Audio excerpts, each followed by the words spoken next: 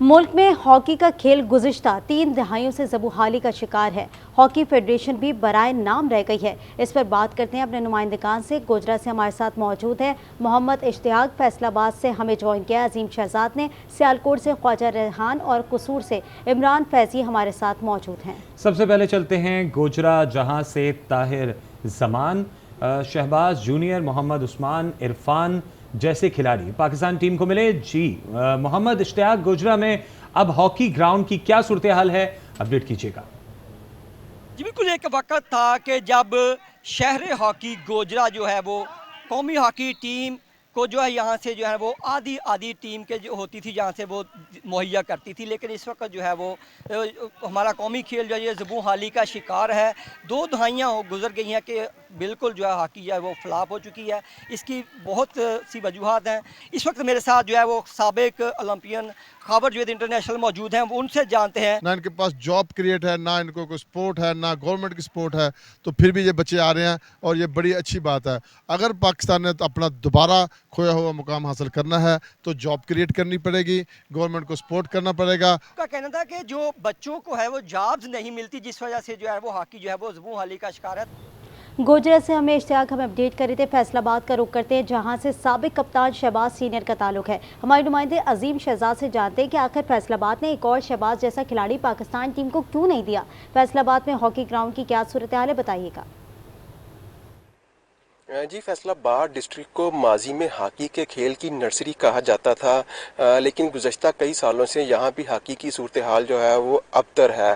2003 में बनने वाले हॉकी स्टेडियम की तब से लेकर अब तक जो है वो सिर्फ एक दफ़ा ही आस्ट्रो टर्फ लगी है, जिसके बाद इसे दोबारा तब्दील नहीं किया गया। लेकिन अभी यहाँ स्टेडियम में आस्ट्रो टर्फ जो है वो सिरे से मौजूद ही नहीं है और इसकी इमारत जो है वो खंडरात का मंजर जो है वो पेश कर रही है। जबकि फैसलाबाद को हॉकी का गढ़ कहा जाता था, लेकिन अभी यहाँ पर हॉकी स्टेडियम की जो है सहूलत ही मैसर नहीं है। जो फैसलाबाद के शहरी हैं उनका कहना है स्टेडियम में जो है वो न सिर्फ आस्ट्रो टर्फ लगाई जाए बल्कि इसकी मरम्मत भी की जाए।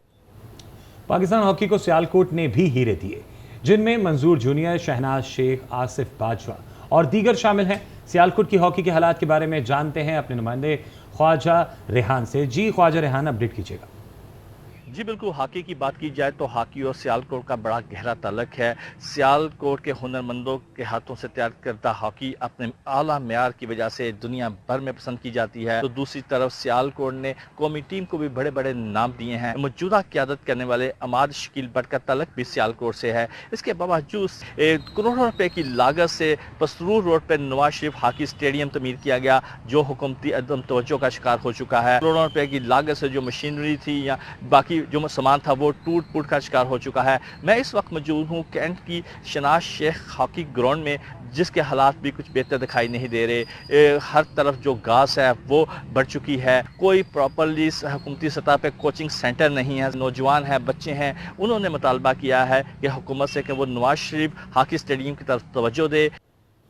सियालकोट से ख्वाजा रेहान हमें अपडेट कर रहे थे। अब कसूर की जानब रुख करते हैं, जहां पर एक दौर था, टैलेंटेड खिलाड़ी सामने आते थे वहां से। अब क्या सूरत हाल है, इमरान फैजी, वहां पर क्या वजूहात सामने आ सकी हैं?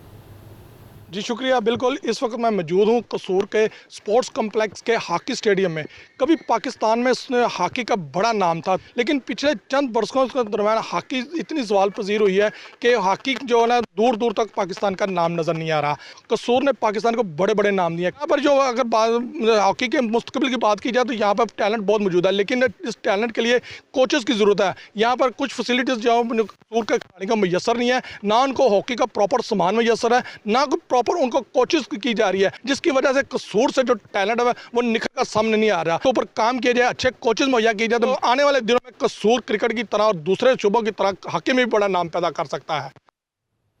कसूर से अपडेट कर रहे थे इमरान फैजी। अब रुख करते हैं आखिर में लाहौर का, जो कि हॉकी का गढ़ समझा जाता था। इसी हवाले से अकील से जानते हैं। जी अकील, पीएचएफ की तरफ से कोई डेवलपमेंट प्रोग्राम हो रहा है या फेडरेशन सिर्फ किसी इंटरनेशनल इवेंट में ही जाती है?